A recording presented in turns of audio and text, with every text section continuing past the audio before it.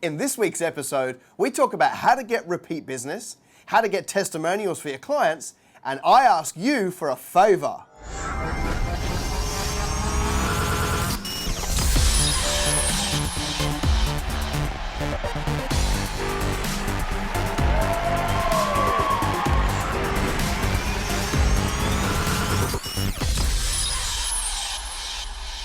Welcome to episode 8 of Business Greenhouse TV. Great to be back here. I'm loving this time in my week where I shoot these videos for you, get the questions in and get those answered, hopefully giving you some practical tips.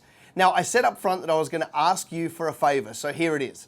I would love you to go to the Invite Friends tab on our Facebook page and invite a bunch of friends to like what we're doing. So if you can think of just a bunch of business people that would love this content, then I'd love you to go to the Invite tab and literally just type in a few letters of their name. It'll bring them up. You press enter, simply they'll be there and you can invite them. They'll get a notification to come and like this page and they can come on this journey with us. So let me just link up a bit of a graphic so that you know where you're going. Excellent. And then if you do that for me, please make a comment below saying, I did it, I helped, I did it, it's fine, thank you. And I'm going to just be massively grateful for you for doing that for me and helping take more people on this journey, getting this good quality information out there so that we can help more people. Let's get into this week's show. Michelle, what is our first question? Lloyd Maloney asks, apart from going the extra mile, what are some things that you can do to make sure you get repeat business from clients in a competitive market? Lloyd, great question. Let me just give you a shout out. Lloyd Maloney and Sons engineers up there in Rockhampton. Now, let me just tell you a little bit about this. Lloyd got this question to me 4 times over 4 different platforms. So he really wanted this question answered. So he sent it to me on Facebook, email, private message. And so I just really appreciate your tenacity to get the question in. If you have a question, make sure you contact us with that. How do you get them to come back? Well, because it's a super competitive world and everybody needs to be focused on repeat business. The one-off transaction type business doesn't work anymore. It's a very hard way to scale a business with one-off transactions. You need customers ongoing, whether it's once a day, once a week, once a month, but you need that return business. So there's a few different things. I want to give you an offline strategy and I also want to give you an online, okay? So offline, one of the best things you can do to get people to come back is simply ask them to come back. That could be with a phone call that's placed at a strategic time, 1 week after purchase, 1 month after purchase, 3 months, 6 months, 9 months, depending on what you sell. Just literally going out of your way, making a personal phone call to say, hey, listen, I sold you this 3 months ago. I want to invite you back. How's it going? Is there anything I can answer for you? Okay. Like that hardly happens anymore where we actually take the time to do something manual because in a tech world, everyone's trying to leverage their time. And so I really love the strategy offline of taking the time to make a 1-minute phone call to invite someone back. Okay, that's the offline strategy. But online is super technical now. And here's just one strategy.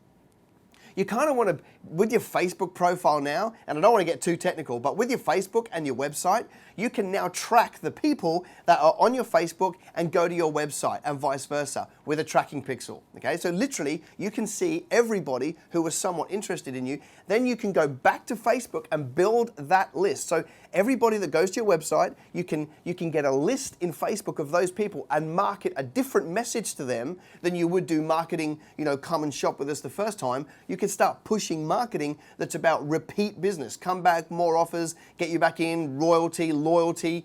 Like you can build that there. And what I really love about Facebook is, let's say you'd built a list of 100 people who have been and liked you and something and bought from you once.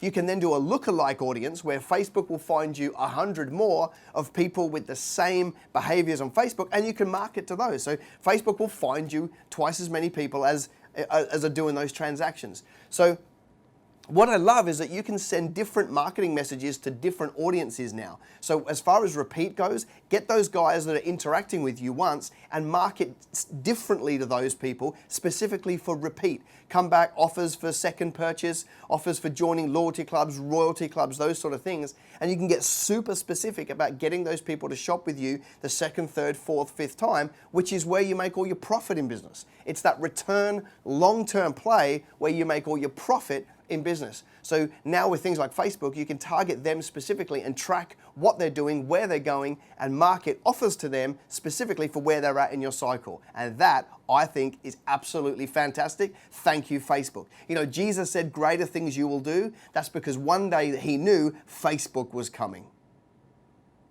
Great question, Lloyd. Michelle, what is question number 2? David Campbell asks, what is the best way to get a testimonial?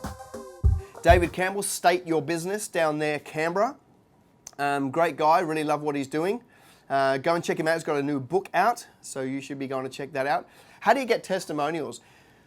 I get a lot of people that come to me and they say things like, you know, people love my services, but I just can't get them to vocalize it.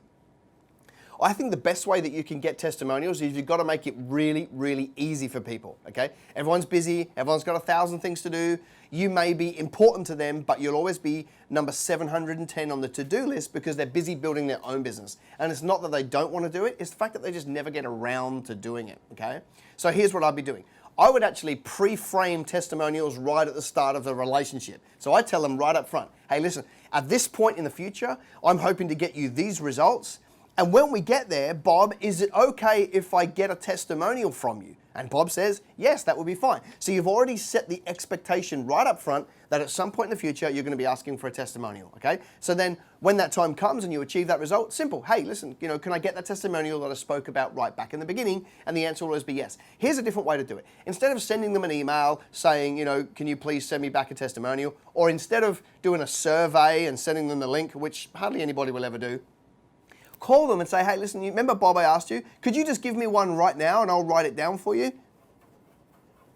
Excellent, thanks Bob. Done. You now have your testimonial. You type it out, you can use it on all of your marketing, whatever. If you want a video testimonial, it's a little bit harder. The best way to do that is if you ever get to see Bob, stand in front of Bob with an iPhone and press go and just catch what he's got to say. Okay, because testimonials don't need to be Steven Spielberg. They just need to be, you know, they just need to convey the truth of what this person feels. So as far as testimonials go, set it up, but make it easy. Don't email. Call them, say, Bob, you said to give me a testimonial. I want to take 30 seconds of your time, and I'm going to write it down right now. And they'll fluff around a little bit. You can also shape it. So, Bob, do you mean that I'm really good and everyone should shop with me? Yeah, I do. Okay, great. Bob, done. Thanks very much. Ring the next one. Get another testimonial. Okay. So you've got to make it easy. You've got to do the work. The minute the work falls to them, you'd be hit and miss if you ever get any. They're not being malicious, they're just busy, okay? Which you've got to make it easy, take the busyness out of the way, and they will happily do it for you. Then you've got the social proof to go and tell the world about how amazing you are. Great question.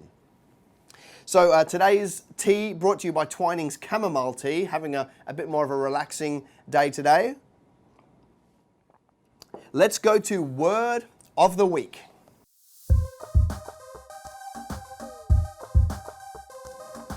This week, rather than reading out a particular scripture, I want to take you on a bit of a story, okay? Today I want to go to Acts 9, verse 10. So Acts 9:10. And it's the story of Ananias. Let me read it to you. So in Damascus, there was a disciple named Ananias. The Lord called him in a vision. Ananias.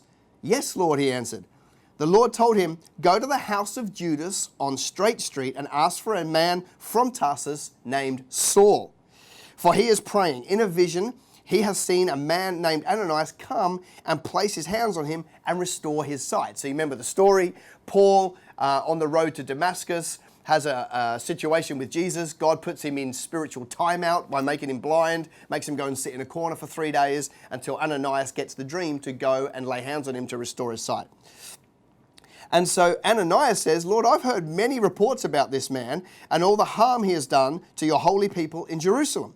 And he has come here with authority from the chief priest to arrest all who call on your name. But the Lord said to Ananias, go, this man is my chosen instrument to proclaim the name to the Gentiles and their kings and to the people of Israel. I will show him how much he must suffer for my name. So here we go. Imagine this predicament. Ananias has heard the stories about Saul, who is about to become Paul, and the persecution that he had. Like he would literally just find Christians and imprison them, kill them, maim them. Like that was his whole goal, thinking he was doing it for the right reason. Word had spread about, the fear that he was putting into people. And so here we've got, this Christian, this holy guy who's living for God, who's just been asked to go and lay hands on the scariest dictator, murderer, beater that there is in the land. And there's a little bit of perturbation, as you can imagine, about wanting to go and carry out this task. Now, let me take that and let's put it into a context for you.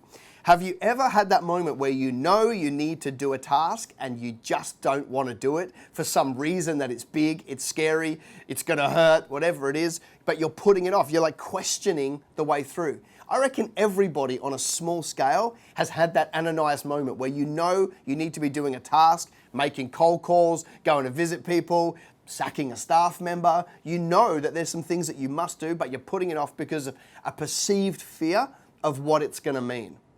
And so let me tell you, you have to do those tasks. And I call it hugging the cactus. There comes a time in everybody's life when you've got to hug the cactus. It's going to hurt, it's going to be prickly, but you're going to get over it. You're going to get past it and you're going to move on. So there are some things that you are putting off right now that you really need to be doing. There are some tasks that you have a perceived fear of how bad it is, just like Ananias, and yet the truth is, when you do it, it's gonna be okay.